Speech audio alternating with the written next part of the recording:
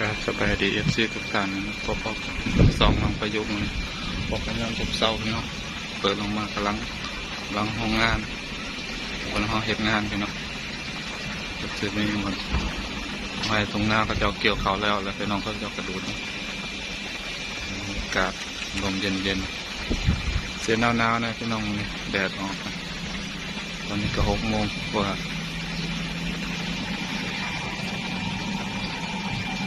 เรียบกลางห้องโรงงานก็มีแต่ปลาต้นกล้วยตรงนี้เนาะใกล้เติบถนนกันเขาปลาน้ำ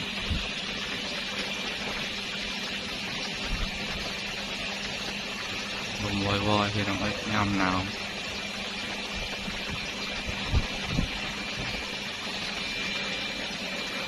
โรงงานเขาพี่น้องเอากระตือออก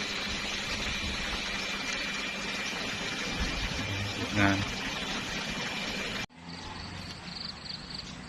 สวัสดีพี่น้องยังเพิ่ม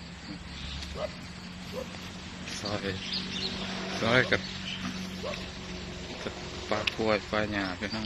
เสาไฟฟ้าก็ว่ามีอะไรหลอดไฟหลอดไฟก็คือแบบ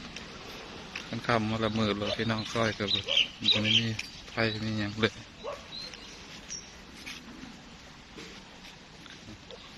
โรงงานเอาเห็ดพี่น้อง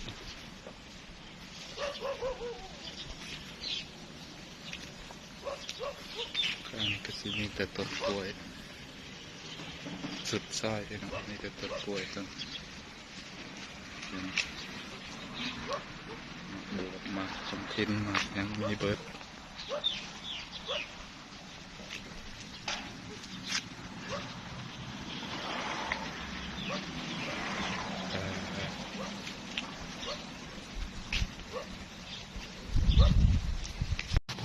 จากเฮาได้งานแล้วมาพักเที่ยงกินข้าวพี่น้องนาบ้านนาโรงงานมีต้นมะม่วงสะพัดต้นไม้พี่น้องแต่บอลเอาเห็ดงานตอนนี้เห็ดคือรอพระพี่น้องแม่พิมพ์มันกองนะแม่พิมพ์เอาแบบจังมาลุนได้เอาก็เอาแม่พิมพ์ขึ้นมารอตะกัวต้มตะกัวสุกแล้วรอให้มันออกแบบออกมา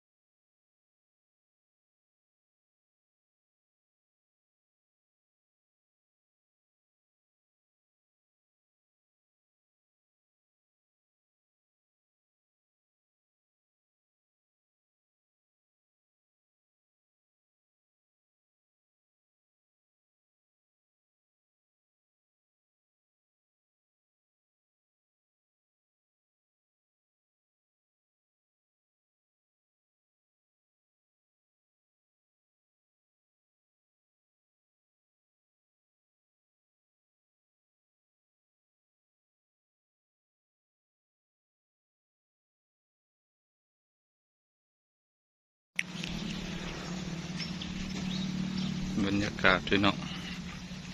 ตอนเช้าสุดซอยต้นซอยก็ลึกกันเลยมีแต่ต้นกล้วยยามเดียวพี่น้อง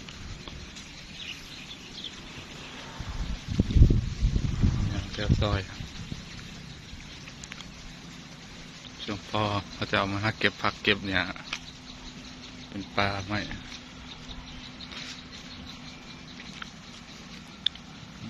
มีคลองนะคลองไง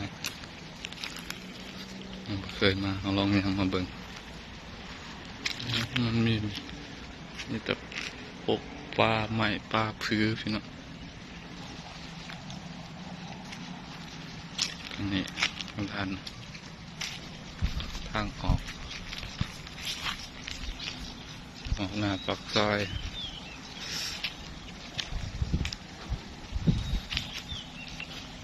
อยากนั่งพัก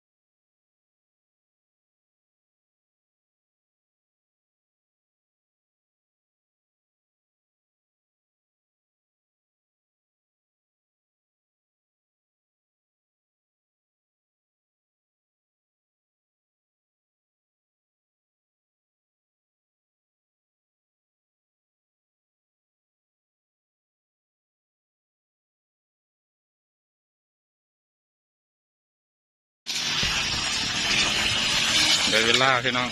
นะหลังงานโอ้ย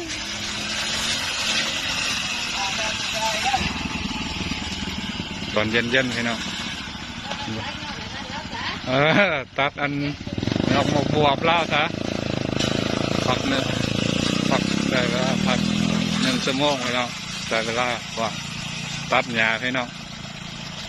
ตัดหญ้าแค่นี้แหละขางโรงงานแก้มทางคนนี้กำบัดตันมันก็หกกระต้นครับ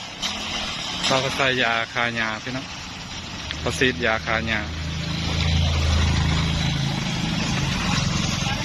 โอ้ยเดี๋ยวนั้นถ้าเกิดให้ดับไว้แต่อันน่ะ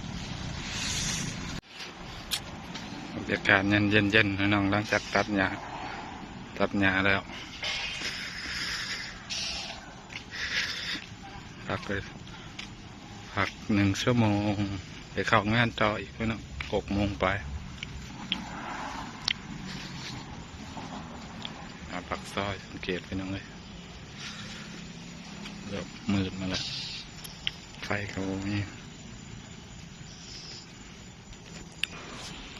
สังเกตไม่ค่อยมีรถปันใดนะ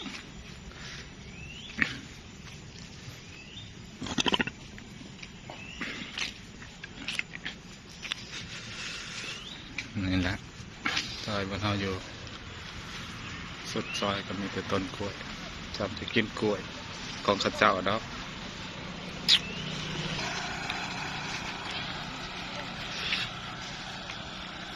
แล้วเอาก็จะได้เวลาไปเห็นงานอีกเลยพี่น้องเราจะได้รับอำลาพาจากพี่น้องแล้วเด้อพี่น้องโอกาสหน้าพอกันไว้เนาะพี่น้องเนี่ยเสียมาถ่ายเบิ่งทยอยถ่ายไปพี่น้องเรามีเวลาไปแล้วเด้อพี่น้องสบายดีพี่น้อง